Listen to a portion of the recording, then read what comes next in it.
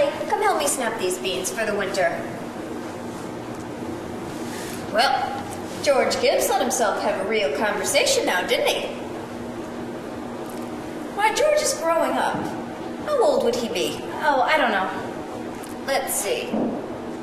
He must be about 16. Mama, I made a speech in class today and I was very good. Well, you must recite it to your father at supper. What was it about? The Louisiana Purchase. It was like silk off a spool. I'm going to make speeches all my life. Mama, are these big enough? Try to get them a little bigger if you can. Mama, answer me a question. Serious. Seriously, dear. Not serious. Seriously, will you? Of course I will. Mama, am I good looking? Of course you are. Both my children got good features. I'd be ashamed if they hadn't. That's not what I mean. What I mean is, am I pretty? I've already told you yes. You got a nice, young, pretty face. Oh, Mama. Never heard of such foolishness. You never tell us the truth about anything. I am telling you the truth. Mama, were you pretty? Yes. If I do say so. I was the prettiest girl in town next to Mamie Cartwright.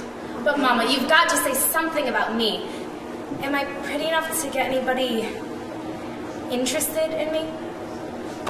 Emily, stop it. You make me tired.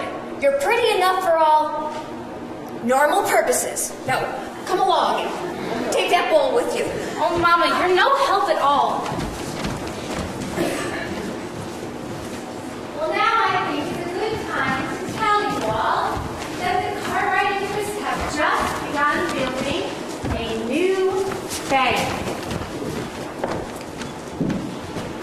They had to go to Vermont for the marble. I am sorry to say. They've asked a friend of mine what they should put in the cornerstone for people to dig up 1,000 years from now. Well, of course, we're putting in a copy of the New York Times and a copy of Editor Webb's Sentinel.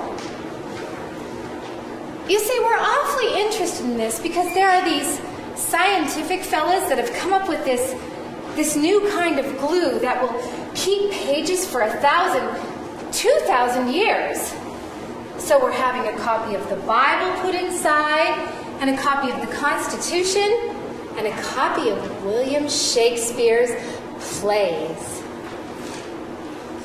Well, what do you think, folks? I mean, did you know that Babylon once had 2 million people in it? And all we know about them is the names of the kings and some sales of slaves and wheat contracts. Every night, every one of those families sat down to dinner and the father came home from work and the smoke went up the chimney. It's the same as here.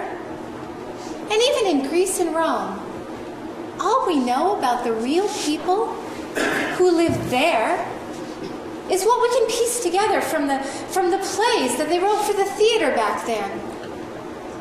So I'm going to have a copy of this play. I'm going to put it in the cornerstone so that people 1,000 years from now will know a few simple facts about us. More than the Treaty of Versailles or the Lindbergh flight. What do you say? So people, 1,000 years from now, this is the way we were. In the provinces north of New York, at the beginning of the 20th century, this is the way we were. In our growing up, and in our marrying, and in our living, and in our dying. Well, now we'll go back to the town. It's evening, and the choir practice is beginning at the Congregational Church, and the day is running down like a tired old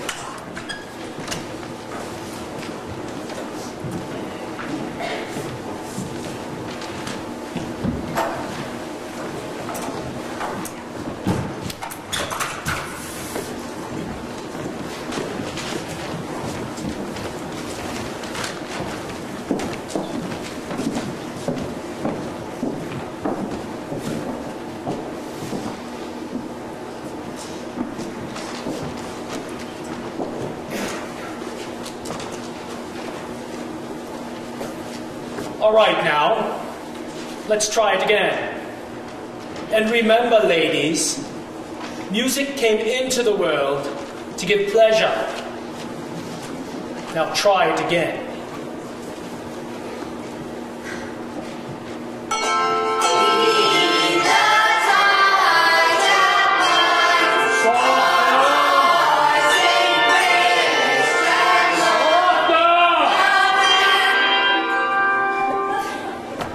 Now look here, everybody. You get it out of your heads that music is only good when it's loud. You leave loudness to the Methodists. You couldn't beat them even if you wanted to. Now again, tenors.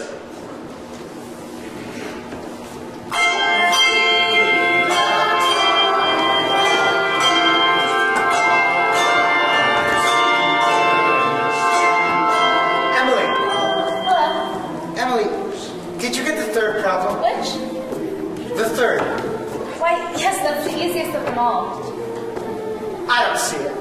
Emily, could you give me a hint? I'll tell you one thing. The answer's in yards. In yards? How do you mean? In square yards. Oh, in square yards. Don't you see? Yeah.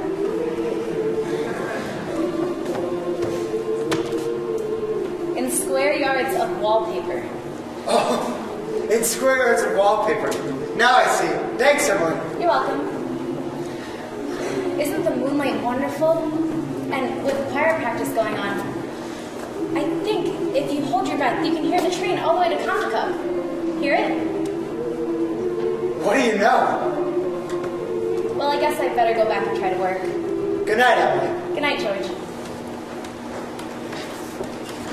Well, that was better, but it ain't no miracle. Before I forget it, how many of you come in next Tuesday and sing at Fred Hersey's wedding? Show your hands. That'll be nice. That'll be fine.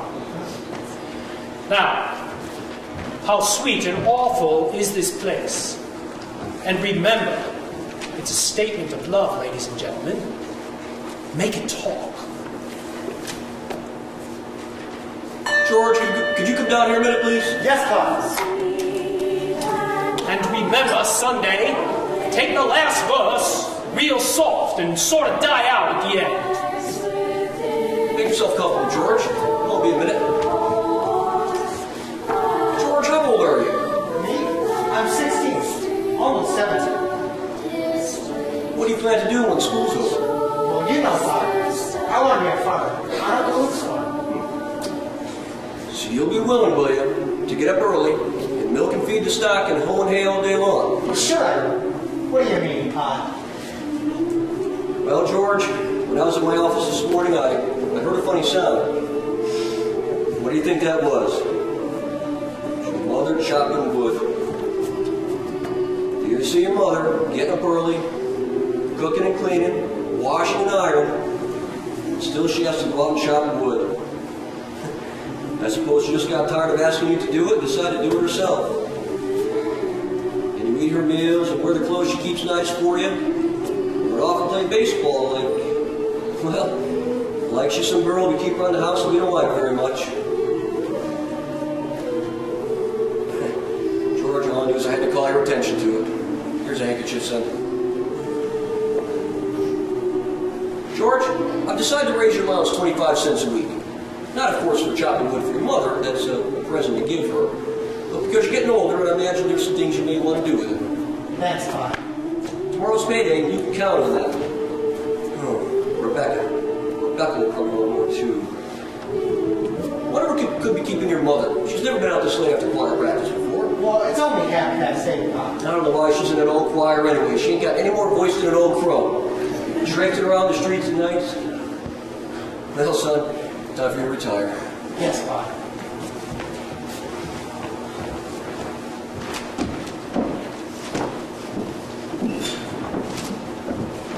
Good night, Martha. Good night, Mr. Foster. Oh, I'll tell Mr. Webb. I know he'll want to put it in the paper. My, it's late. Good night, Irma.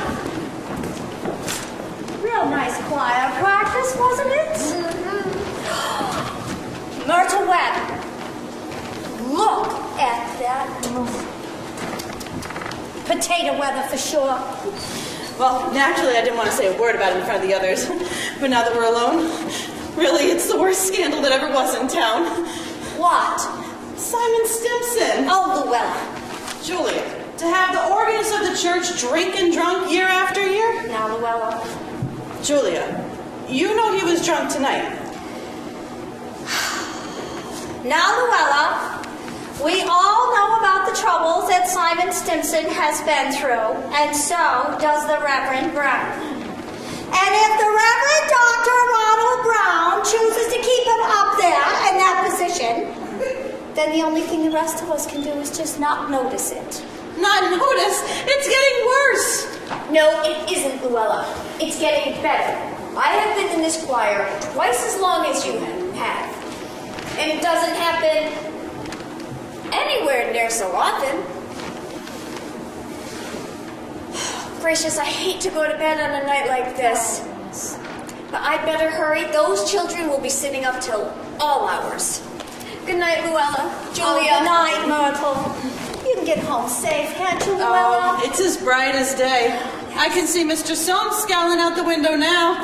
You'd think we'd been to a dance the way the men folk carry on. Oh. Good night, Julia. Oh, good night. I'll see you Sunday. See you then.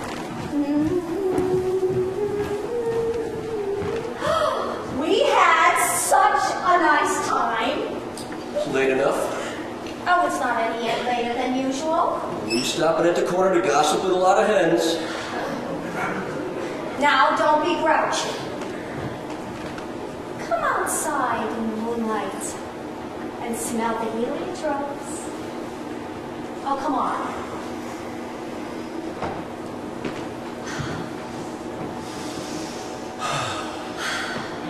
Isn't this wonderful?